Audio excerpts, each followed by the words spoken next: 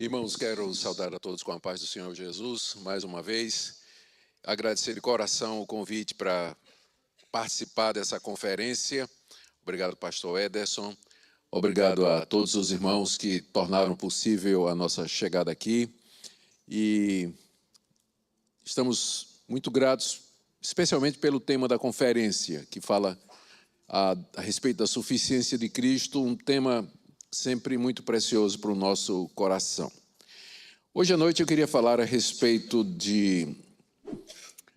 do tema da conferência, mas a partir de um capítulo difícil do Novo Testamento, e para o qual eu vou pedir a sua atenção e que você possa seguir em oração. Eu estou me referindo a Romanos capítulo 9, e eu quero pedir que você abra sua Bíblia lá, onde o apóstolo Paulo trata da questão da rejeição de Cristo da parte do povo escolhido, do povo eleito de Deus no Antigo Testamento, que é Israel. Por que a nação de Israel, que esperava Cristo, que tinha todas as promessas, quando Cristo chegou, não reconheceu, o rejeitou, na verdade, e o crucificou pela mão dos romanos e perseguiu os seus discípulos e assim por diante. E ao fazer isso, nós vamos tocar em vários assuntos relacionados que têm a ver com a soberania de Deus, a graça de Deus, a suficiência de Cristo, o poder do Evangelho, responsabilidade humana e assim por diante. Então, é um texto muito rico e também muito complexo. Ele sempre esteve no meio da polêmica entre os evangélicos a respeito da soberania de Deus e da liberdade humana. E não pretendo responder perguntas todas, mas eu sei que pessoas sairão daqui com algumas respostas e outros sairão com mais perguntas ainda. Mas esse é o poder do texto bíblico para nos confrontar, e ele vem como um espelho para nós, onde nós olhamos e nos vemos e procuramos então nos corrigir a partir daquilo que nos é dado. Muito bem, então vamos lá, vamos ler Romanos capítulo 9, a partir do verso 1. O apóstolo Paulo escrevendo diz: digo a verdade em Cristo, não minto, testemunhando comigo no Espírito Santo a minha própria consciência. Tenho grande tristeza e incessante dor no coração, porque eu mesmo desejaria ser anátema, separado de Cristo por amor de meus irmãos, meus compatriotas segundo a carne. São israelitas, pertence-lhes a adoção e também a glória, as alianças, a legislação, o culto e as promessas. Deles são os patriarcas e também deles descende o Cristo segundo a carne, o qual é sobre todos Deus bendito para todos sempre. Amém. E não pensemos que a palavra de Deus haja falhado, porque nem todos os de Israel são de fato israelitas. Nem por serem descendentes de Abraão são todos seus filhos, mas em Isaque será chamada a tua descendência. Isso é, esses filhos de Deus não são propriamente os da carne, mas devem ser considerados como descendência os filhos da promessa, porque a palavra da promessa é essa: por esse tempo virei e Sara terá um filho. E não ela somente, mas também Rebeca, ao conceber de um só, Isaque nosso pai.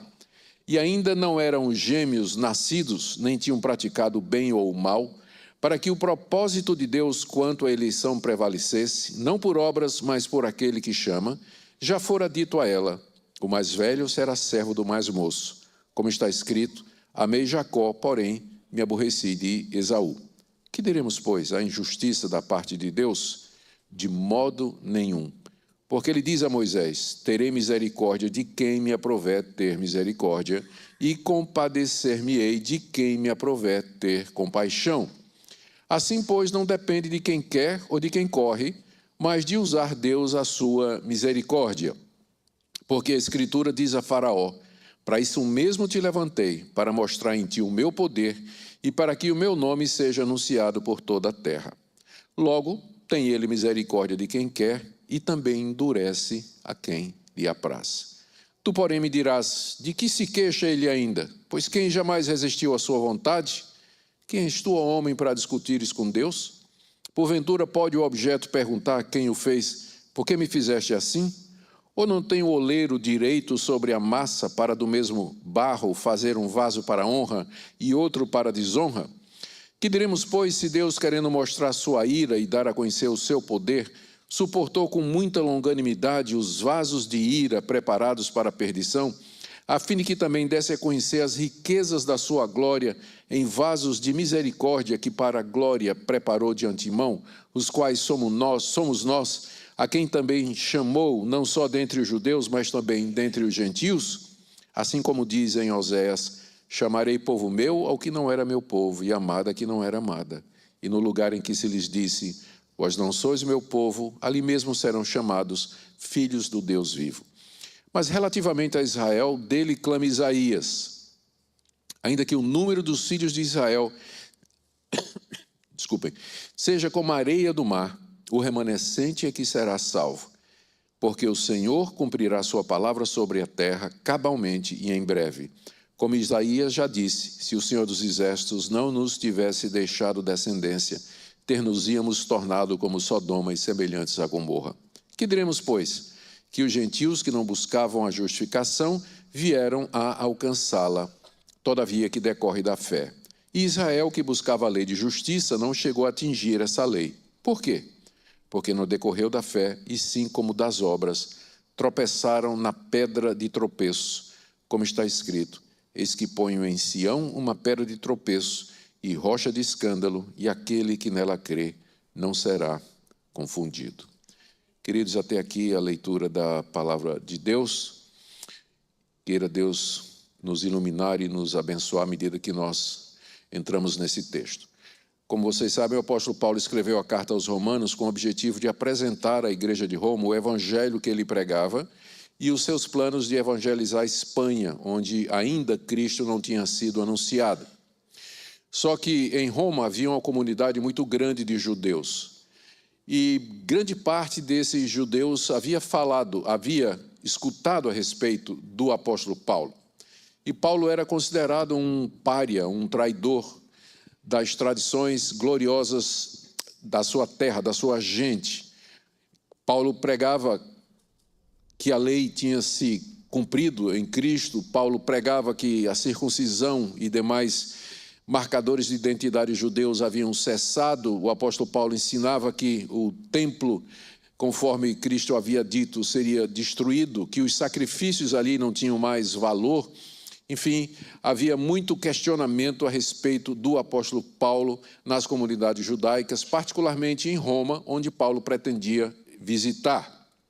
O plano dele era passar um tempo com os romanos, a igreja de Roma, e ser por eles enviados até a Espanha para pregar o evangelho.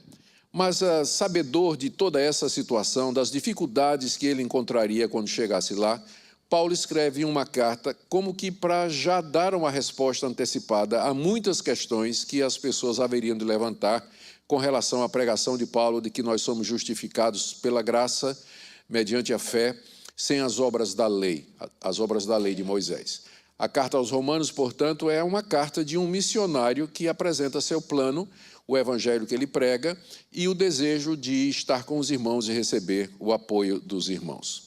Aqui no capítulo 9, aliás, deixa eu colocar de outra maneira, o capítulo 9 introduz uma das partes principais da carta aos Romanos, que é Romanos 9, 10 e 11, onde o apóstolo Paulo trata exatamente das questões judaicas. Ele trata do evangelho à luz dos questionamentos dos judeus. Tipo assim, qual lugar de Israel, então? Por que que os judeus rejeitaram a Cristo? Por que que você, Paulo, é tão perseguido pelo seu próprio povo? Se o Messias que você está pregando é o Messias verdadeiro, por que que os descendentes de Abraão não o reconheceram e se mantiveram na incredulidade? Eram questões que o apóstolo Paulo sabia que haveria de responder. Capítulos 9, 10 e 11 é onde ele concentra as respostas. Mas ele já tinha falado alguma coisa antes, dos capítulos de 1 a 8. Ele já tinha dito no capítulo 2 que o verdadeiro judeu é aquele que crê em Cristo. Ele já tinha dito no capítulo 3 que a salvação não é pela lei de Moisés, mas é pela fé em Cristo. Ele tinha dito no capítulo 3 também que a circuncisão não salva ninguém. E juntando capítulos 1, 2 e 3, ele diz que os gentios são salvos da mesma forma que os judeus e que em Cristo essa distinção foi abolida. Ele tinha citado Abraão como exemplo. Abraão foi justificado pela fé antes das obras da lei, antes de haver Israel. Ele fala de Davi, que declara que é feliz o homem que é perdoado por Deus, no Salmo 32. Ou seja, a pregação de Paulo com certeza levantaria uma série de questões da parte dos judeus, especialmente essa questão: se o evangelho que você está pregando, Paulo, é o evangelho de Deus, se o Messias que você apresenta, que é Jesus, é de fato aquele esperado pela nossa nação, por que os judeus não o reconheceram?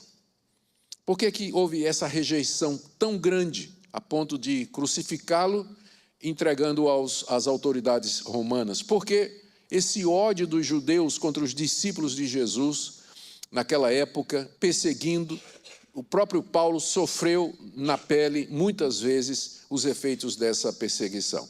Então, ele sente que é preciso dar uma resposta, e aqui no capítulo 9, ele faz exatamente isso aqui. Ele primeiro vai dizer a tristeza que ele sente no coração pelo fato de que os judeus rejeitaram o Messias. Ele vai dizer isso, quanto ele sente isso, e em seguida ele vai responder 4 perguntas a respeito desse ponto. Por que é que Israel rejeitou o Messias? E no final ele vai apresentar Cristo como sendo aquele que desde o início era o plano de Deus para a salvação, tanto daqueles que viveram antes do Senhor Jesus, como aqueles que vieram depois dele. Então vamos começar com a primeira parte, onde Paulo fala da sua tristeza pela rejeição de Israel, que vai do verso 1 até o verso 5. Digo a verdade em Cristo, não minto, testemunhando comigo no Espírito Santo minha consciência. Tenho grande tristeza, incessante dor no coração, porque eu queria ser anátema, separado de Cristo por amor de meus irmãos, são israelitas, etc. E ele enumera os privilégios e assim vai. Quando Paulo escreveu essas palavras, a maioria da nação judaica rejeitava a Cristo e perseguia os seus discípulos. Os judeus rejeitavam Cristo como Messias, que era exatamente a pregação do apóstolo Paulo, não só em Jerusalém, mas em todo lugar, onde quer que ele fosse.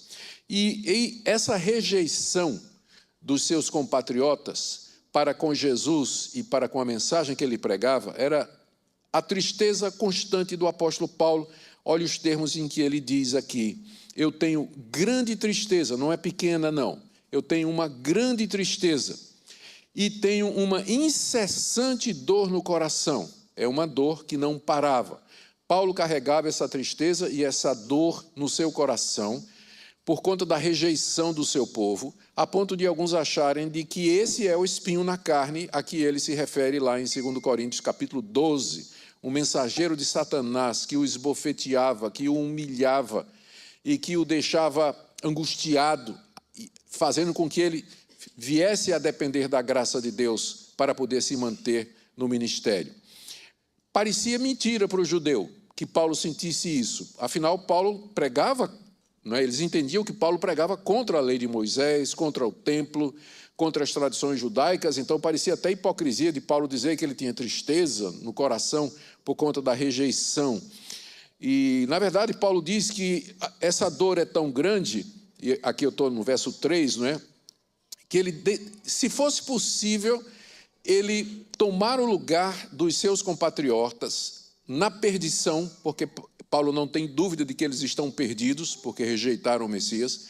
Se fosse possível, Paulo tomaria o lugar deles, se tornando anátema, maldito da parte de Deus e separado de Cristo. Como ele diz aqui no verso 3, eu mesmo desejaria ser anátema, separado de Cristo, por amor de meus irmãos, meus compatriotas segundo a carne.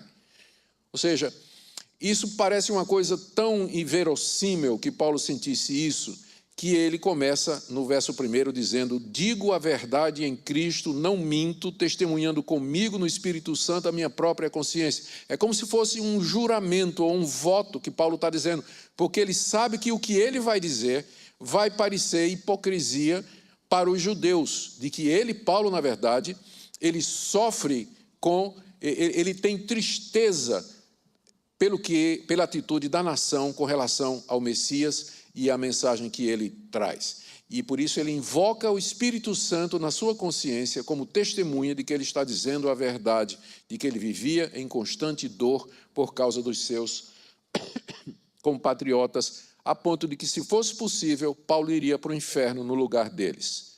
Você seria capaz de fazer isso ou dizer isso pelos seus inimigos? Paulo está dizendo isso com relação aos judeus. Se fosse possível, não é? Se fosse, o apóstolo Paulo se entregaria no lugar dos judeus para que eles pudessem ser salvos, uma vez que, ao rejeitar a Cristo, eles estavam rejeitando a vida eterna e entrando na sua própria condenação. A tristeza de Paulo tem causa. Não é somente o fato de que emocional dos seus compatriotas estarem caminhando para o inferno porque rejeitaram o Messias, mas é porque Deus Deus não recebeu a glória que lhe era devida com a nação de Israel. Deus, vou colocar em palavras bem humanas, bem fáceis, não é? Deus teve o maior trabalho escolhendo a nação de Israel, dando a lei, os privilégios, construindo todo o Antigo Testamento, e na hora do vamos ver, os judeus rejeitaram. Então, é como se Deus tivesse feito um trabalho perdido, não é? Tanto é que a primeira pergunta que Paulo vai responder é: a palavra de Deus falhou então?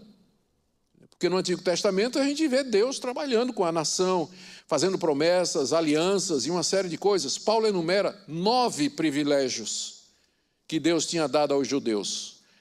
Então aqui, a partir do verso 4. São israelitas, ou seja, eles fazem parte da nação de Israel que Deus escolheu de entre todas as nações. Deus não escolheu os egípcios, os filisteus, os amorreus, os moabitas, os assírios. Deus não escolheu nenhum daqueles povos e civilizações maiores e mais numerosas do que a nação de Israel, mas Deus escolheu Israel. Eles são israelitas, o povo que foi eleito por Deus no Antigo Testamento. A eles pertence a adoção. Deus os adotou como seu povo. Deus não foi adotar nações poderosas como os babilônicos, por exemplo, ou os poderosos assírios, ou o grande Egito. Deus não os adotou como seus, mas Deus adotou a pequena nação de 12 tribos de cuidadores de gado e plantadores e de agricultores que eram descendentes de um homem chamado Jacó. Foi esse povinho, em comparação aos demais, que Deus resolveu adotar. Assim como a glória, a eles pertence a glória. Deus repartiu sua glória com eles. Embora a glória de Deus se manifeste na criação, mas quem é Deus e o que isso representa, somente a nação de Israel sabia no Antigo Testamento. Deus se revelou somente a eles. As alianças, Deus não fez aliança com Faraó, Deus foi fazer aliança com Abraão. Depois essa aliança foi feita, repetida no Monte Sinai através de Moisés, aliança mosaica. Mais tarde a Davi, dizendo a Davi que dele viria aquele em quem seriam benditas todas as nações da terra. Deus fez alianças e promessas com os descendentes de Abraão e não com outros povos. Foi a esse povo, diz Paulo aqui, no verso 4, a eles pertence a legislação, ou seja, a lei de Moisés. A lei de Moisés. Dá licença só um minutinho. Eu preciso abrir isso aqui com... A gente desenvolve algumas habilidades, reverendo, com os anos. Abrir uma garrafa só com um dedão e o indicador, né? A legislação é toda aquela lei que Deus deu à nação de Israel através de Moisés no Monte Sinai, e que tinha a ver com sacrifícios de animais, o ministério dos levitas, a construção do tabernáculo, a disposição das ofertas, a maneira de viver, a lei que dispunha sobre a vida em sociedade dos judeus. Deus revelou a sua santidade, a sua sabedoria, a sua santa lei somente aos judeus e a mais ninguém. Os outros povos tinham na consciência e na natureza uma revelação geral de Deus, inclusive a consciência do certo e do errado, mas não a esse nível de clareza como Deus fez com a nação de Israel. Deus deu a eles, em sexto lugar, o culto, a maneira certa de adorar a Deus. Todas as outras nações adoravam algum tipo de Deus e queriam chegar até esse Deus, mas eles não sabiam como adorar a Deus corretamente. Daí inventaram cultos, inventaram deuses, adoraram ídolos, imagens de escultura, coisas abomináveis diante de Deus, mas Israel tinha o verdadeiro culto. Deus revelou como ele deveria ser adorado, e ele revelou às nações de Israel, a nação de Israel. Em sétimo lugar, Deus deu as promessas a Israel.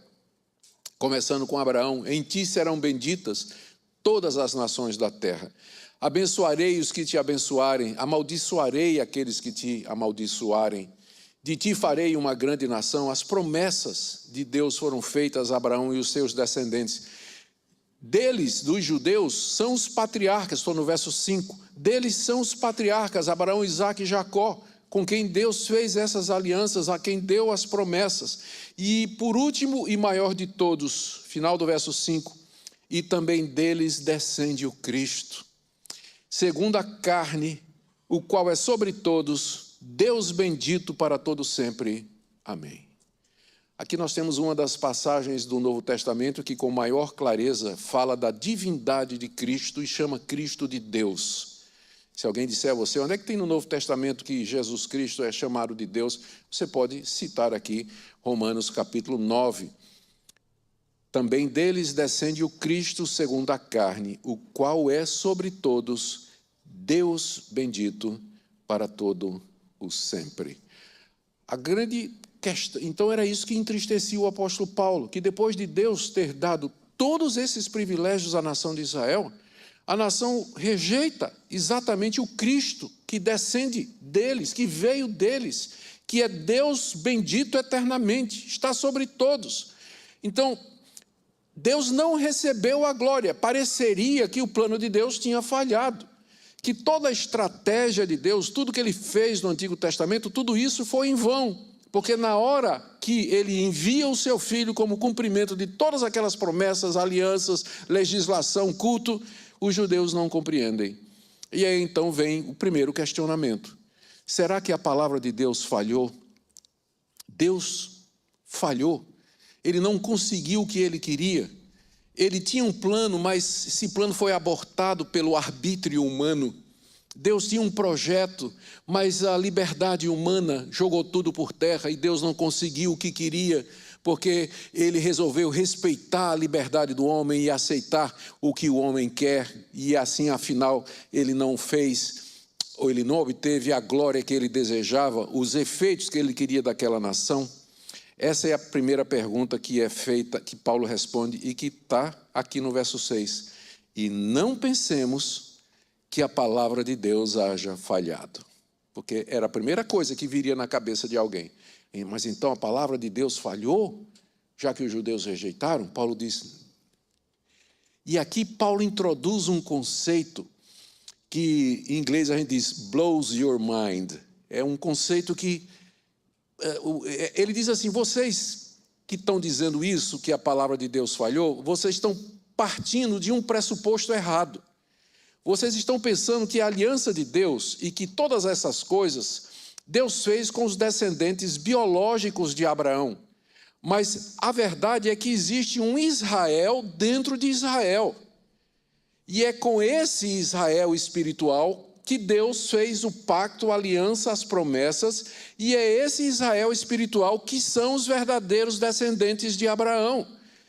E eles creram no Messias. Eles já tinham no Antigo, não foram todos os judeus do Antigo Testamento que rejeitaram as promessas, o culto. A grande maioria, sim. Ler o Antigo Testamento é ler o fracasso da nação de Israel. Idolatria, um rei idólatra atrás do outro, juízes idólatras, profetas corrompidos, líderes que foram atrás de outros deuses, altares construídos sobre os templos, queima de incenso para o exército dos céus. A nação de Israel como um todo é assim. Os profetas, leia os profetas, não tem um profeta que não condene a idolatria de Israel no Antigo Testamento. Não tem nenhum. Mas no meio desse povo,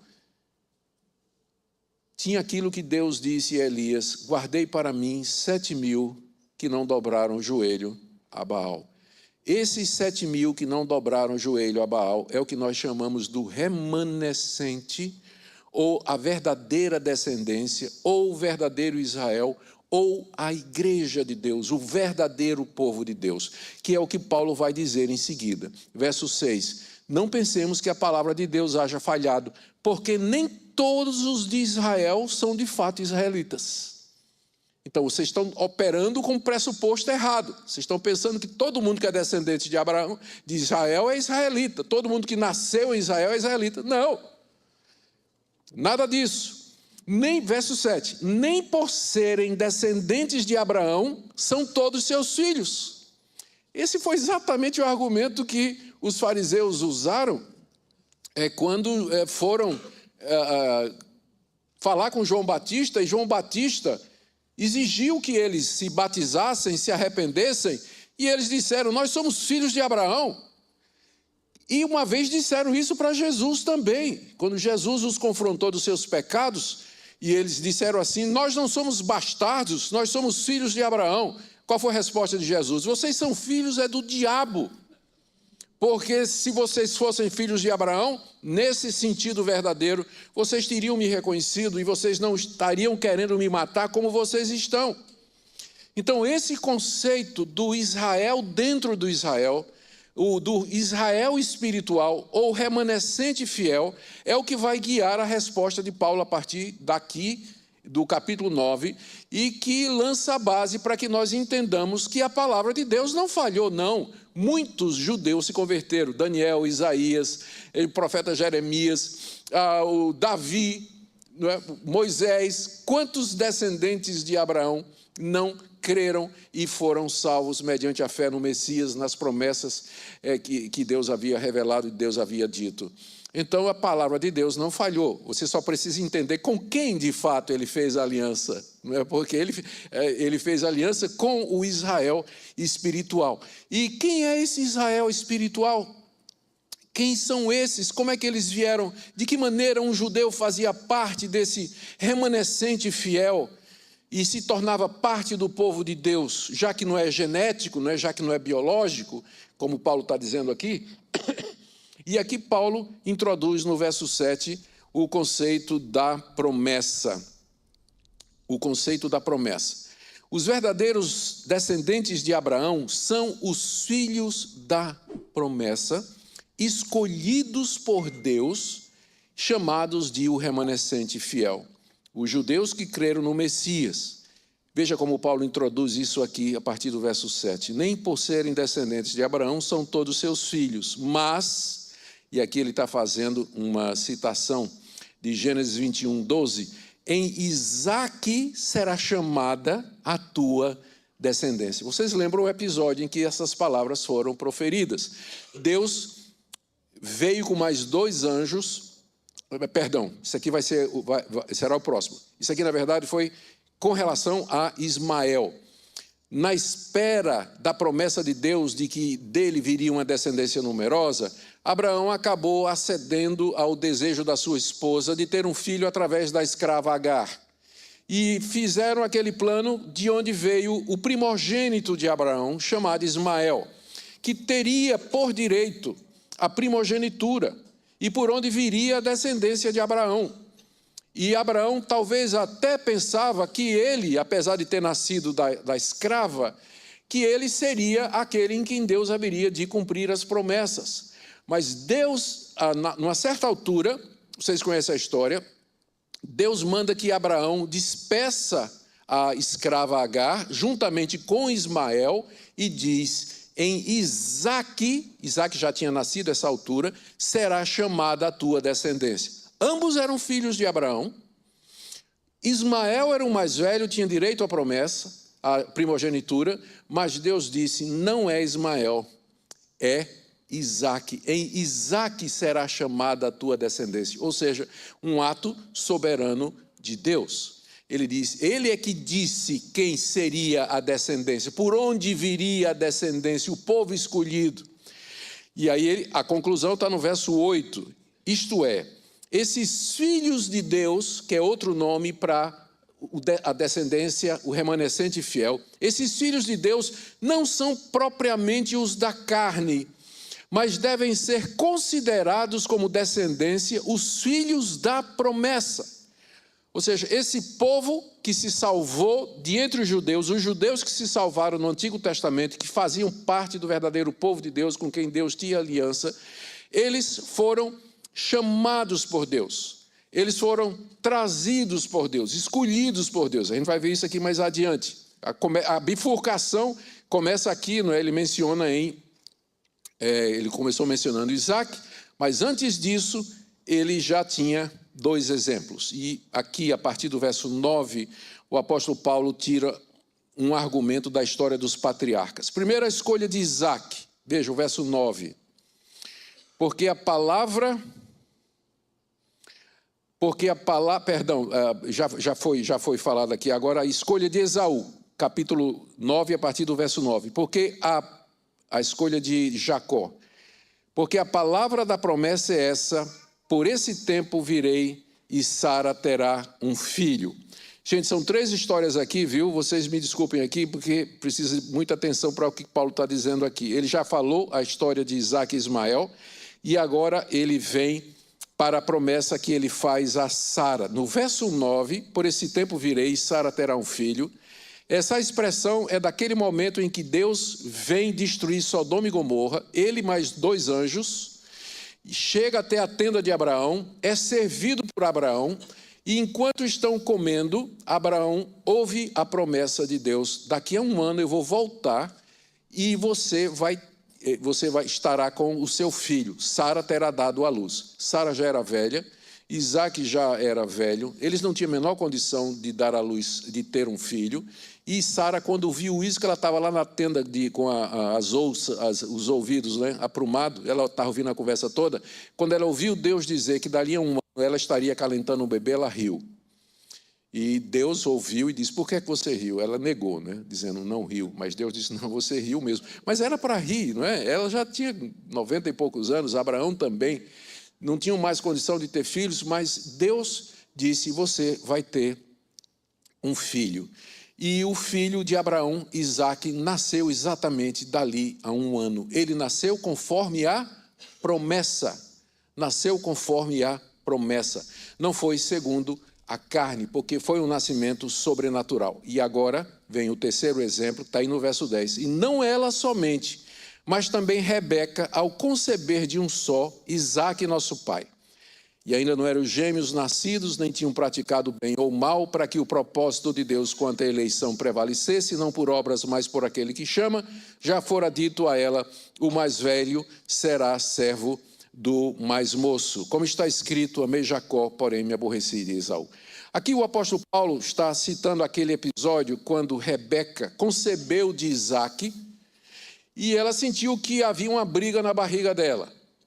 E ela foi consultar a Deus, provavelmente através do oráculo ou do seu próprio marido, porque os patriarcas funcionavam como sacerdotes também naquela época. E a resposta de Deus foi: o mais velho será servo, tem 2 nações no teu ventre, mas o mais velho será servo do mais moço. Deus outra vez invertendo o curso natural das coisas. O mais velho, que deveria ser o herdeiro, não é. Ele é rejeitado e no lugar dele, Deus escolhe o mais moço. A esse episódio é referido mais tarde pelo profeta Malaquias, como está no verso 13, como está escrito: amei Jacó, porém me aborreci de Esaú. Malaquias citou isso aqui, Deus disse isso aqui, depois do exílio babilônico, quando os judeus voltaram lá da Babilônia, em um grupo muito pequeno, 50 mil judeus, 1 milhão tinha sido deportado, 50 mil judeus voltaram, reconstruíram o templo com muita dificuldade, cercado de inimigos. E aí o profeta Malaquias chega para animar o povo e diz: assim diz o Senhor, eu tenho amado vocês. E aí o povo diz: em que é que o Senhor nos amou? Resposta de Deus: não era Jacó irmão de Esaú, mas eu amei Jacó, me aborreci de Esaú. A prova do meu amor para com vocês é que eu elegi vocês, eu escolhi vocês, em vez de escolher os edomitas, que são os descendentes de Esaú. Ou seja, a maior prova do amor de Deus, que Deus pode dar para nós, é o fato de nós sermos eleitos para sermos seus filhos e fazermos parte do povo amado e querido de Deus. Não meça o amor de Deus por você através de prosperidade, saúde, bens materiais ou coisas que você porventura queira. Porque Deus dá tudo isso, inclusive para quem é ímpio. Até ateus têm coisas boas e ganham coisas boas da parte de Deus. Mas a maior prova do amor de Deus é essa daqui. Amei Jacó, mas me aborreci de Esaú. Porque você foi amado por Deus para a salvação e para a redenção. Essa é a maior prova que você pode ter do amor de Deus. Paulo, então, comentando sobre isso, agora volte para o verso 11, ele diz assim, que essa palavra que foi dada a Rebeca, ela foi dada quando os gêmeos ainda não eram nascidos, nem tinham praticado bem ou mal. Ou seja, Deus amou Jacó e aborreceu Esaú, eles não tinham nem nascido ainda, não tinham cometido nenhum ato ainda de bem ou do mal, e Deus já tinha soberanamente feito a sua decisão e a sua escolha. Amei Jacó e aborreci Esaú. Por que isso foi feito? Verso 11, para que o propósito de Deus quanto à eleição prevalecesse, não por obras, mas por aquele que chama. Para que ficasse claro que a salvação não é por obras, não é pelo mérito, não é por nascimento, não é por biologia ou genealogia, mas é segundo a misericórdia e a graça do Deus que chama quem Ele quer para fazer parte do seu povo. Então, aqui os contornos do remanescente fiel estão sendo mais bem definidos. Desde sempre, o povo de Deus foi esse povo que Ele amou, que Ele chamou, soberanamente escolheu de entre a humanidade perdida para fazer parte do seu povo. O chamado de Abraão, a instituição da nação de Israel foi para abrigar esse povo enquanto o Messias não vinha. Mas a aliança de Deus é com esse povo que a gente chama do remanescente fiel ou a igreja de Deus, o verdadeiro povo de Deus. E isso segundo a escolha de Deus, o propósito de Deus quanto à eleição, não por obras, mas por aquele que chama. E aí, essa palavra não é fácil de ouvir, e aí vem a segunda pergunta. Né? Vem a segunda pergunta. Será que Deus, a primeira pergunta é, a primeira pergunta que Paulo responde é, Deus rejeitou o povo de Israel? A resposta diz não. Porque, na verdade, a aliança de Deus, o pacto é com o Israel dentro de Israel, o remanescente fiel, aqueles que são chamados segundo a soberania de Deus, conforme a história de Abraão, Isaac e Jacó demonstra. Está muito claro. É segundo a promessa e segundo o chamado de Deus, não é segundo as obras. Mas aí vem a segunda pergunta, mas o senhor está dizendo que Deus amou Jacó e se aborreceu de Esaú, quando eles não tinham feito nem bem nem o mal? Será que Deus não é injusto em fazer essa escolha? Essa é a primeira pergunta que vem na cabeça de muita gente quando esse assunto é tratado, né? Será que Deus não está sendo injusto ao fazer isso? Gêmeos, filhos do mesmo pai e da mesma mãe, nasceram no mesmo dia, mas Deus amou um e aborreceu o outro.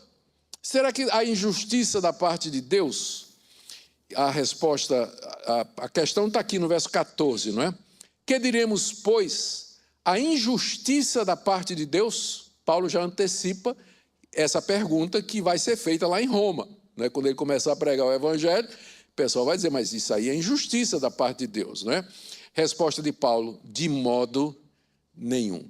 Essa negativa na língua grega é dupla, a gente chama de dupla negativa, e que é tão forte que a versão King James traduziu God forbid, que é uma maneira forte de dizer, mas de maneira nenhuma. Deus não é, nunca que Deus pode ser injusto. Você pode não entender Deus, mas dizer que Ele é injusto você não pode, porque aí Ele deixa de ser Deus, Ele é perfeito. A injustiça da parte de Deus, de modo nenhum. E aí, essa ideia absurda, né, de que Deus é injusto, Paulo contrapõe com uma palavra que Deus, certa ocasião, disse a Moisés, e que está lá no livro de Êxodo, capítulo 33, verso 19. Vocês lembram o episódio? Moisés se sentiu encorajado a se aproximar mais de Deus, depois que ele disse a Deus, me risca meu nome do livro da vida, se o Senhor não perdoar esse povo. Deus atendeu o pedido de Moisés, perdoou Israel, e Moisés pediu a próxima melhor coisa do mundo. Eu quero ver a tua glória. Senhor, eu quero ver a tua glória. Resposta de Deus: ninguém pode ver a minha glória e viver. Mas eu vou passar diante de você, você vai me ver pelas costas, e eu terei misericórdia de quem eu quiser ter misericórdia, e eu terei compaixão de quem eu quiser ter compaixão. Palavras que Deus disse a Moisés e que Paulo repete aqui para dizer que Deus não é injusto, porque ele tem o direito, como Deus, de exercer a misericórdia dele com quem ele quer. Deus seria injusto se todos vocês merecessem receber misericórdia da parte de Deus. Eu estou me incluindo também. Deus seria injusto se todos nós que estamos aqui merecêssemos receber misericórdia e compaixão da parte de Deus. Mas nós não merecemos. Antes de Paulo chegar no capítulo 9, ele passou pelo capítulo 1, onde ele fala da perdição de todos os gentios, capítulo 2, onde ele fala da perdição dos hipócritas, legalistas e moralistas, capítulo 3, em que ele fala da perdição de todos os judeus, e termina dizendo: porque todos pecaram e carecem da glória de Deus. Não é esse o versículo mais conhecido do capítulo 3? Todos pecaram e carecem da glória de Deus, ou seja, fall short of God's glory. Você não alcança a glória de Deus ou o padrão de Deus, portanto você está debaixo da ira de Deus, da condenação de Deus. Por isso nunca diga: Deus, eu só quero que o Senhor me dê aquilo que eu mereça. Não peça isso. Não diga: Deus, me dá o meu direito, né? Deus, eu só quero o meu direito. Não faça isso. Porque o chão vai abrir e você vai descer para o inferno de cabeça para baixo. Porque é só o que você tem direito, é só o que você merece. A ira de Deus. Então, Deus não está obrigado a mostrar misericórdia a ninguém. O fato de que ele mostra misericórdia a um e não a outros não o torna injusto, porque ele não está tirando o direito de ninguém. Ele está exercendo a sua misericórdia e a sua compaixão soberanamente como ele quer. Essa é a resposta que Paulo está dando aqui, que foi a palavra que Deus disse a Moisés: terei misericórdia de quem eu quiser ter misericórdia e terei compaixão de quem eu quiser ter compaixão. Eu acho que a dificuldade que as pessoas encontram, às vezes, em entender isso aqui, passagens como essa, é o conceito que elas têm de Deus. Se você crê no Deus da Bíblia, Criador de todas as coisas, eterno, onisciente, onipotente e onipresente, imutável no seu ser, na sua sabedoria, totalmente outro de nós, distinto da sua criação, imanente, porém transcendente. O Deus que é justo, verdadeiro, reto, que não comete erro. Se você crê nesse Deus, você vai entender que ele tem o direito de dizer isso aqui: eu terei misericórdia de quem eu quiser ter misericórdia. Eu não estou obrigado a mostrar compaixão a ninguém. E se eu faço porque quero, e não porque sou compelido por alguma razão externa, como, por exemplo, a justiça humana, ou o mérito humano, ou as obras humanas, ou a religiosidade humana. Terei misericórdia de quem eu quiser ter misericórdia. Olha a conclusão de Paulo no verso 16. Assim, pois, não depende de quem quer ou de quem corre, mas de usar Deus a sua misericórdia. Aqui está dizendo que a gente tem que querer e a gente tem que correr.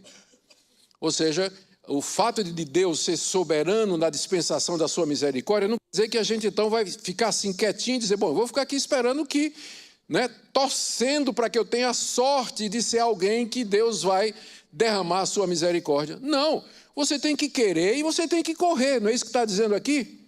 Só que no final, não adianta você querer e não adianta você correr se você não quiser a coisa certa e correr para o lugar certo.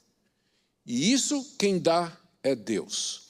Todo ser humano quer e corre, porque ninguém quer ir para o inferno, ninguém quer ser condenado. Então, todo mundo é religioso, todos os povos têm uma religião, todas as pessoas imaginam alguma forma de chegar à bênção eterna depois da sua morte. Eles querem e eles correm.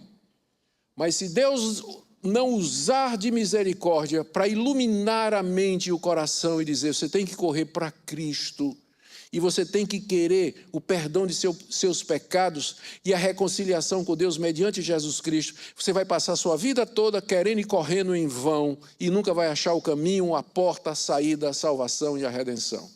Não depende de quem quer ou de quem corre, mas de Deus usar de misericórdia. Essa é a conclusão de Paulo, dessa palavra que Deus disse a Moisés. E aí ele, verso 17, com a história de Faraó, porque a Escritura diz a Faraó. Vejam que alto apreço o apóstolo Paulo tinha a Escritura, como se fosse o próprio Deus falando, né? Ele antes já disse Deus, e agora diz a Escritura. É a mesma coisa, Deus fala pela Escritura. Deus fala pela Escritura, Ele se revela pela Escritura. É na Escritura que nós ouvimos a voz de Deus. Quando a gente lê a Bíblia, Deus fala com a gente. Se você quer ouvir a voz de Deus alto, lê a Bíblia em voz alta, que você vai ouvir Deus falando audivelmente para você. O que é que a Escritura diz a Faraó? Para isso mesmo te levantei, para mostrar em ti o meu poder e para que meu nome seja anunciado por toda a terra. Lá no livro de Êxodo, nós lemos vários versículos que dizem que Faraó endureceu o coração. Mas lemos também outros versículos que dizem que Deus endureceu o coração de Faraó. Está escrito pelo apóstolo Paulo, em 2 Tessalonicenses, capítulo 2, que quando as pessoas rejeitam o amor da verdade para serem salvos, Deus manda a operação do erro para que elas creiam na mentira. E aqui em Romanos, capítulo 1, Paulo já tinha dito, porque os homens rejeitaram a revelação que Deus fez da natureza, Deus os entregou às paixões infames. 3 vezes, Romanos 1, 24, Romanos 1, 26, Romanos 1, 28. Deus os entregou às paixões do seu próprio coração. O pior castigo que Deus pode dar a uma pessoa, a um pecador impenitente, é dizer para ele, seja feita a tua vontade. Deus endurece quem já endureceu o coração. Faraó tinha endurecido o coração, Deus o endureceu. E nessa combinação das duas coisas, você tem o ciclo completo e a história completa. Deus levanta um Faraó endurecido para nele mostrar a sua glória. Porque quando Moisés ia lá dizendo, deixa aí o meu povo, Faraó dizia, de jeito nenhum. E Deus então mostrava o seu poder sobre os deuses do Egito, sobre Faraó, sobre toda a terra, sobre todas as pessoas. Deus levanta Faraó para nele mostrar a sua glória. Com isso, o apóstolo Paulo revelando que Deus recebe glória não somente nos que se salvam, mas também através dos endurecidos, dos impenitentes, dos perdidos, que vão embora para o inferno por conta da sua própria culpa, da sua própria responsabilidade. Conclusão de Paulo no verso 18. Logo,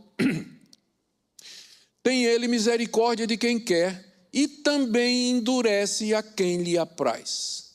Quando Deus endurece um pecador, é porque, quando você pega o quadro completo da Bíblia, esse pecador já endureceu o seu coração, conforme Romanos 1, 2 Tessalonicenses 2, que eu já citei para vocês.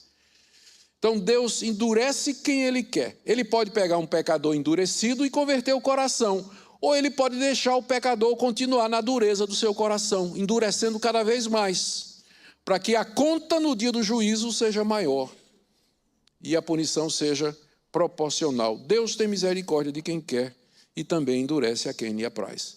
Aqui o apóstolo Paulo, não vamos perder o fio da meada, não é? Porque é fácil perder o fio da meada aqui. Não vamos perder a linha de pensamento do apóstolo Paulo. Ele está querendo responder a pergunta. Se o evangelho que você prega é verdade, por que o teu próprio povo rejeitou? Falhou tudo que Deus fez com Israel? Resposta de Paulo, não. Porque o pacto de Deus é com o remanescente fiel, que é escolhido soberanamente por Deus. Não é por nascimento, veja o caso dos gêmeos, não é pela primogenitura, veja o caso de Ismael e de Isaque, não é por nada que ninguém faça, mas pela soberana graça de Deus, que Ele dispensa a quem Ele quiser, porque Ele é Deus, Ele faz isso, de dar sua graça a quem Ele quer, e endurece inclusive os pecadores, conforme Ele lhe apraz, conforme lhe apraz. Essa é a resposta do apóstolo Paulo, ou seja, não tem injustiça da parte de Deus. Mas aí vem a próxima pergunta, não é? a próxima pergunta. E a próxima pergunta é essa: mas então, Paulo, como é que Deus então vai se queixar da incredulidade de Israel? Se todo mundo faz a vontade dele, ele está se queixando de quê?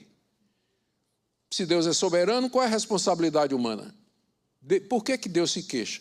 Exatamente aqui é o que Paulo responde a partir do verso 19. Tu, porém, me dirás, veja comigo aí, verso 19, tu, porém, me dirás, de que se queixa ele ainda?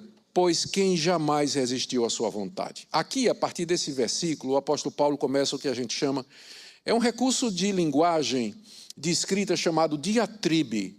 Diatribe é uma disputa imaginária entre você e um opositor para tornar aquele texto vívido, porque todo mundo gosta de ver briga.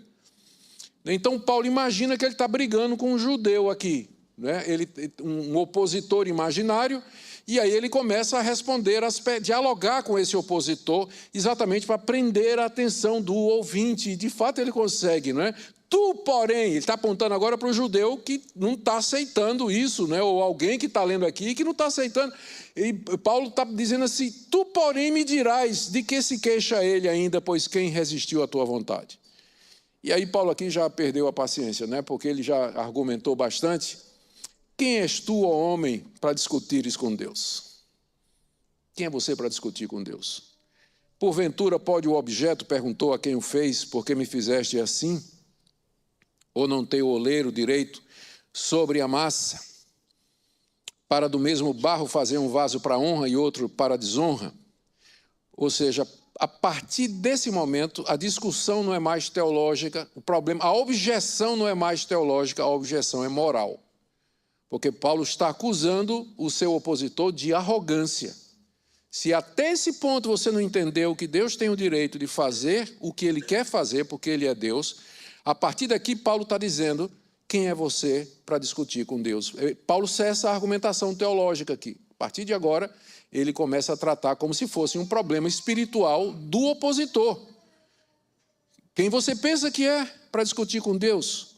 E aqui eu quero dar uma boa notícia para todos vocês e para mim também. A nossa salvação em Cristo não depende da gente entender Romanos 9. Depende só de você, no seu coração, crer que Jesus ressuscitou dos mortos para a nossa redenção e confessar com a boca que Jesus Cristo é o único Senhor, e você será salvo. Não depende de você compreender o Romanos 9, ainda bem, não é? Ainda bem. Mas se você compreender, vai lhe fazer muito bem. Eu lhe garanto isso. Vai lhe fazer muito bem e vai lhe ajudar bastante. Quem és tu para discutir isso com Deus? Até agora, Paulo vinha discutindo com o opositor. Mas agora, Paulo entende que a discussão já alcançou um outro nível. A pessoa já está, na verdade, questionando a Deus e querendo discutir com Deus. E a resposta de Paulo é dizer, nós não temos como entrar numa discussão com Deus a respeito dos seus desígnios, dos seus decretos e dos seus propósitos, porque a diferença é muito grande. Deus é totalmente outro. É um ser transcendente e eterno, não cabe na cabeça da gente. A gente só sabe de Deus o que Ele revelou nas Escrituras. Então, nós temos de nos contentar com aquilo que Deus nos disse, aquilo que é suficiente para que a gente viva aqui nesse mundo. A Bíblia, ela não é exaustiva a respeito de Deus, ela é suficiente para que nós conheçamos o que de Deus se pode conhecer. Eu estou citando Romanos 1. O que de Deus se pode conhecer, para que nós sejamos salvos e vivamos aqui nesse mundo em comunidade que adora e que serve a Deus aqui nesse mundo. Mas nós não conhecemos tudo a respeito de Deus. Então, entrar numa discussão com Deus vai acabar como a história de Jó, não é? Que foi mais ou menos isso que aconteceu. Jó, diante da perda de tudo, sem entender o motivo, ele se queixa de Deus, sim, de maneira respeitosa, durante todo o seu livro, e no final, quando Deus aparece diante de Jó, não é para dar uma resposta educada, no sentido de teologicamente informada, ou uma resposta sofisticada de teologia. Deus simplesmente chega para responder a Jó, dizendo assim, onde é que tu estava quando eu criei as estrelas? As galáxias, você estava onde, Jó? Quando eu chamava cada estrela pelo nome, Onde é que você estava? A resposta de Deus foi dizer para Jó: Jó, não te cabe questionar os meus caminhos e os meus desígnios, porque a diferença é muito grande. Eu sou o Criador Todo-Poderoso, Senhor dos céus e da terra. Você é barro na mão do oleiro, que é exatamente a alegoria que Paulo vai usar aqui, tirada de Isaías e de Jeremias. Não tem o oleiro direito sobre a massa para do mesmo barro fazer um vaso para honra e outro para desonra? O oleiro mete a mão no barro e tira um bocado de barro, faz um vaso de flores maravilhoso, lindo, que vai embelezar a sala de jantar, sala de receber visitas da dona de casa, cheio de flores, de rosas, enfim. O mesmo barro é usado para fazer um lixeirinho, onde vai ser jogado detritos e coisas dessa natureza. Não quis ofender ninguém com essa comparação, tá certo? Mas é o que Paulo está falando aqui, vaso de honra e vaso. Um vaso que vai ter um uso nobre, um uso exaltado, e outro vaso que vai ter um uso exatamente ao contrário. O que Paulo está dizendo aqui, essa alegoria de Paulo, quer dizer simplesmente o seguinte, que Deus, da massa corrompida da humanidade, Ele tirou pessoas em quem Ele quis mostrar a sua graça, a sua misericórdia, através do perdão de pecados, e da mesma humanidade perdida, Ele tirou aqueles em quem Ele mostraria a sua justiça e a sua santidade, vasos preparados para a sua ira. Será que o oleiro não tem o direito de fazer isso? Pergunta o apóstolo Paulo. Verso 22, que diremos, pois, se Deus, querendo mostrar sua ira, tem gente que pensa que Deus é só amor, não é? Não é, Deus não é só amor, não, Ele é amor, Ele é misericórdia, Ele é compaixão, mas Ele é santo, Ele é justo, Ele é reto e Ele é verdadeiro. E como da mesma forma que o amor de Deus o leva a mostrar compaixão, a sua santidade o leva a expressar a sua ira, você não pode ter um dos dois, você tem que ter os dois, ou então não é o Deus da Bíblia. Eu sei que tem gente que quer o Deus irado, e eu sei que tem gente que quer o Deus que é amor, mas nós não podemos separar os atributos de Deus. Deus é o que Ele é perfeito em todos os seus atributos, são completos, fazem de Deus ser o que Ele é. Deus, querendo mostrar a sua ira e dar a conhecer o seu poder, suportou com muita longanimidade os vasos de ira preparados para a perdição. Já se perguntou por que a ira de Deus não cai sobre a humanidade como caiu sobre Sodoma e Gomorra? Por que o dilúvio não se repete? Deus, a longanimidade de Deus esperando. Ele sofre, por assim, he suffers, eu não sei qual seria a tradução disso para o português. Ele suporta a iniquidade, a corrupção, a imoralidade, a idolatria, a dureza da raça humana, sem dar imediatamente o castigo que nós merecemos. Você sabe disso. Quando você peca, não cai um raio imediatamente na sua cabeça. Você olha ao redor, não é? Você pecou, veio a consciência, o Espírito Santo mexeu, você viu que você pecou, você olha para um lado, olha para o outro, olha para cima, tudo continua exatamente igual. A longanimidade de Deus. Deus não castiga na hora. Ele aguarda isso que Paulo diz aqui, vasos de ira preparados para a perdição.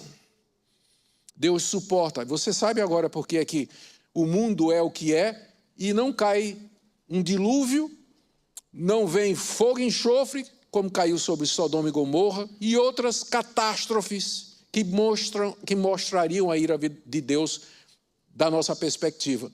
Mas Deus é longânimo e Ele reservou esses vasos de ira para o dia da sua ira, quando então Ele vai mostrar o seu grande poder e a sua justiça, quando todo pecado será castigado, toda injustiça será desfeita e a verdadeira justiça será aplicada. A fim de que, verso 23, Ele também desse a conhecer as riquezas da sua glória em vasos de misericórdia que para a glória preparou de antemão. O mesmo Deus que prepara vasos de ira para a perdição, e note que eles vão ser castigados pelos seus próprios pecados.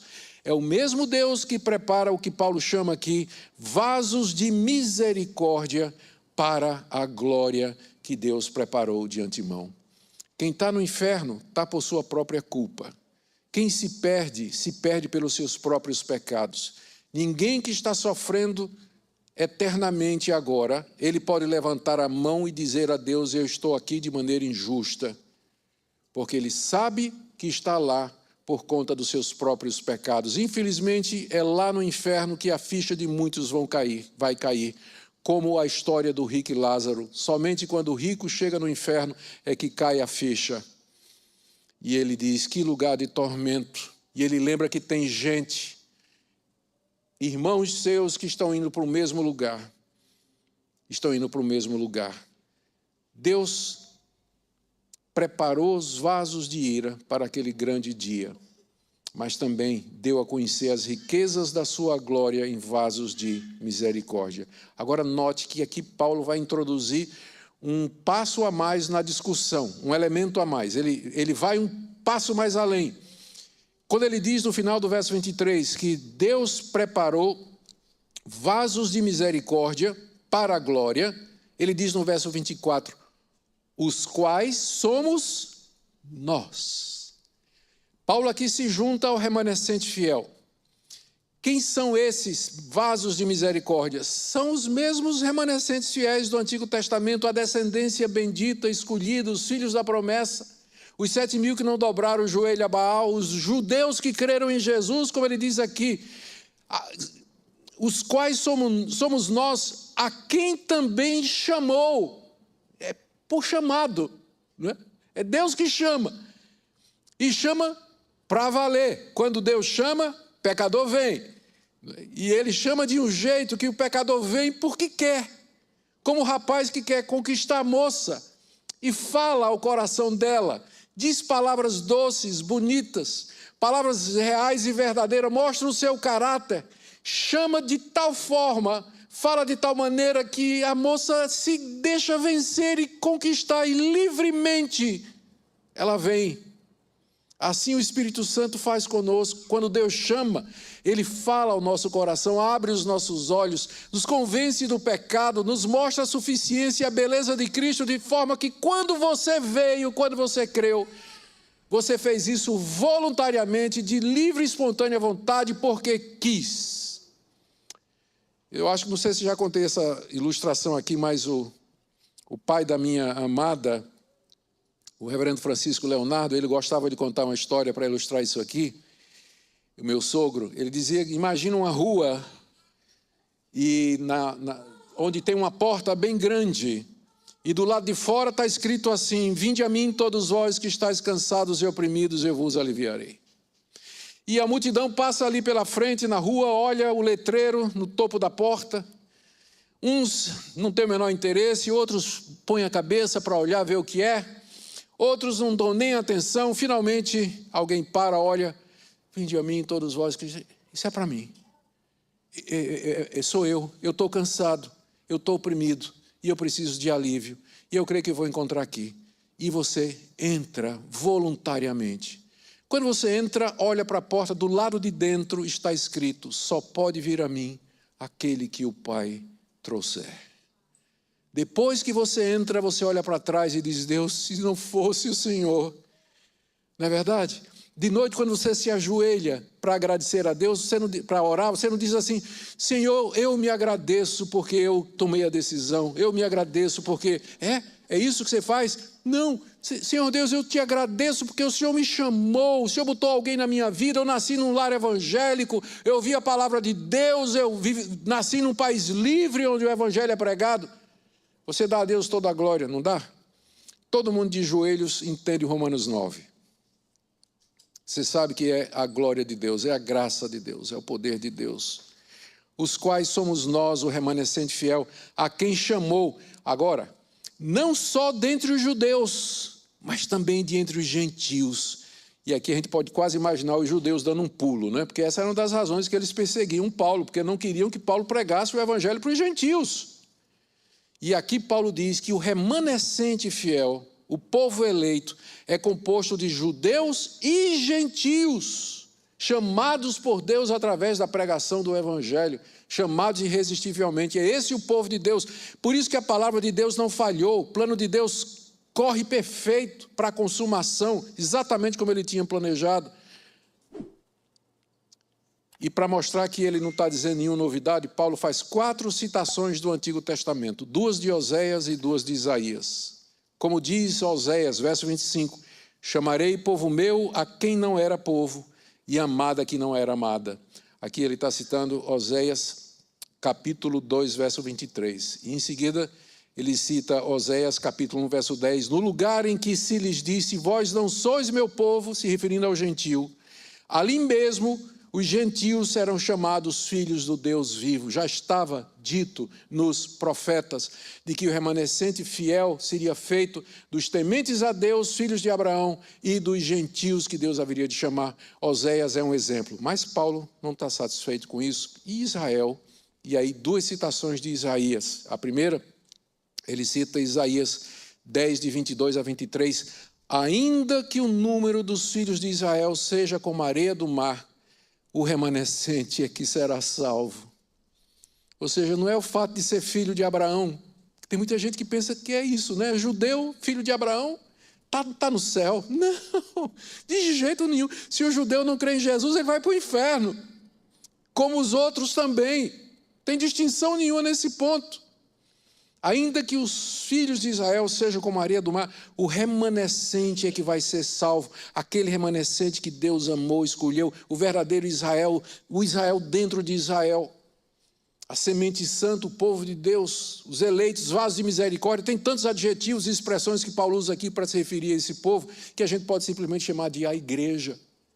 A igreja de Deus, a verdadeira igreja.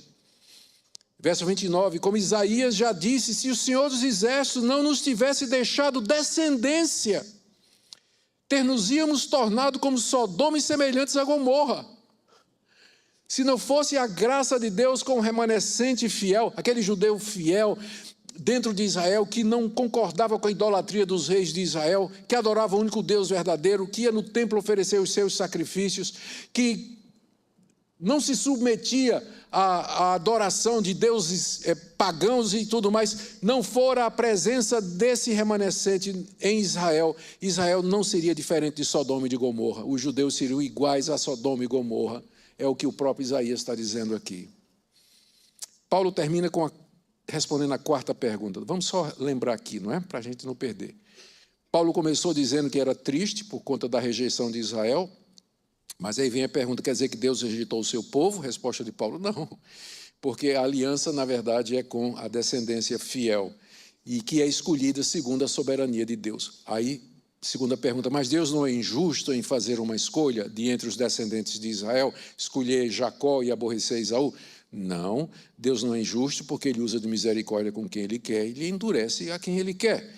Aí, terceira pergunta, mas aí... por que então Deus se queixa? Resposta de Paulo, mas agora você já partiu para a arrogância, não é? Quem é você para discutir com Deus? Quem você pensa que é para discutir com Deus? Deus, e aí, o barro pode perguntar ao oleiro, por que me fazes ou me dás essa forma, sim ou não? Nós vimos Paulo respondendo isso aqui, e vimos também que Deus tem vasos de misericórdia e vasos para a ira, e dessa forma que ele manifesta a sua glória. E Paulo termina dizendo que o remanescente fiel é composto de judeus e gentios que creem no Senhor Jesus. Última pergunta. Mas, Paulo, de tudo isso você ainda não respondeu a questão. Por que é que Israel, então, o Israel étnico, os filhos biológicos de Abraão, por que é que eles rejeitaram o Messias? Você ainda não respondeu isso. Resposta de Paulo, verso 30, por favor, me acompanhe. Que diremos, pois? Que os gentios que não buscavam a justificação vieram a alcançá-la, todavia que decorre da fé. Israel, que buscava a lei de justiça, não chegou a atingir essa lei. Por quê? Porque não decorreu da fé, e sim como que das obras. Tropeçaram na pedra de tropeço, como está escrito, eis que ponho em Sião uma pedra de tropeço e rocha de escândalo, e aquele que nela crê não será confundido. Paulo termina aqui de responder essa questão dizendo: os gentios que não buscavam a justiça vieram a alcançá-la, todavia a justiça que vem pela fé. E de fato os gentios não têm esse conceito de ser justificado diante de Deus. Eles adoram os seus deuses, na maior parte das vezes, para obter bênçãos, prosperidade, fartura, uma boa colheita, o gado prosperando no pasto, as chuvas no tempo certo, fertilidade da esposa e todas estas coisas. Os gentios buscam seus deuses por isso. Nunca os gentios estão interessados em assim, como é que eu faço para ser justificado diante de um Deus santo, até porque lhes falta a convicção de pecado e o conceito de pecado. Eles não buscavam isso. Quando Paulo lê o livro de Atos, Paulo vai pregar entre os gentios, entra na sinagoga, prega o evangelho, os judeus botam ele para fora, ele vai pregar na casa ao lado, começa uma igreja, os gentios vêm em massa, ouvindo o evangelho, se arrependendo dos seus pecados, abandonando a idolatria, crendo no único Deus verdadeiro e no seu Filho Jesus Cristo. Os gentios não buscavam, mas quando o evangelho foi pregado a eles, eles creram e eles foram salvos. Por que lei? Não a lei das obras, mas a lei que decorre da fé, final do verso 30. Eles creram em Jesus e eles foram justificados. Mas Israel não buscava ser justificado. Israel tinha o conceito de pecado, tinha recebido os 10 mandamentos ou não. Os 10 mandamentos qualificam o que é pecado. Mas Israel, que buscava ser justificado, não atingiu a justificação, né? Foi rejeitado. Por quê? Porque não decorreu da fé e sim das obras. Gente, aqui é preciso que a gente entenda uma questão muito importante. Tem gente que pensa que no Antigo Testamento a salvação era pela lei, que o judeu do Antigo Testamento se salvava pela prática das obras prescritas pela lei de Moisés. Mas agora veio, tanto é que eles dizem assim: o Antigo Testamento é lei, Novo Testamento é graça. Eu tenho uma coisa para dizer para você nessa noite: sempre foi pela graça, sempre foi pela fé. A lei foi dada não para salvar Israel, mas para que os descendentes de Abraão olhassem para a lei e dissessem assim: estou perdido, miserável homem que sou, quem me livrará do corpo dessa morte? A lei foi dada para isso. A lei condenava o judeu e apontava para o altar dos sacrifícios onde o cordeiro era imolado. E o judeu olhava com fé e via o Messias que haveria de vir, como Isaías, capítulo 53, ele foi ferido pelas nossas transgressões, moído pelas nossas iniquidades. O castigo que nos traz a paz estava sobre ele, pelas suas pisaduras fomos sarados. Eis um crente no Antigo Testamento, Isaías, salvo pela fé no sacrifício do Messias que haveria de vir. Qual a diferença deles para nós? Simplesmente posição no tempo. Eles foram salvos pela fé no Messias que haveria de vir. Nós somos salvos pela fé no Messias que veio. Eles nunca viram Jesus, a não ser aquela geração da época de Jesus. E nós também não vimos. Entretanto, cremos como Isaías creu. E somos salvos pela graça, mediante a fé. Sempre foi pela fé, nunca foi pelas obras. Porque Deus só tem um povo, esse povo, que eu acabei de descrever para vocês, que é chamado de o remanescente fiel. Salvos pela graça, pela misericórdia de Deus. Por que que eles não foram salvos? Por que que eles rejeitaram? Resposta de Paulo 32, porque não decorreu da fé. Eles não entenderam isso. Os judeus não entenderam, quando receberam a lei, a religião do Antigo Testamento, que era uma religião da graça, da fé, eles pensaram que era uma religião de obras. E por isso eles não entenderam quando o Messias veio e disse que primeiro tinha que ser crucificado, em cumprimento de tudo aquilo que estava escrito. E aí eles tropeçaram na pedra de tropeço. A citação que Paulo faz aqui, também do profeta Isaías. Tropeçaram na pedra de tropeço. Cristo estava no Antigo Testamento.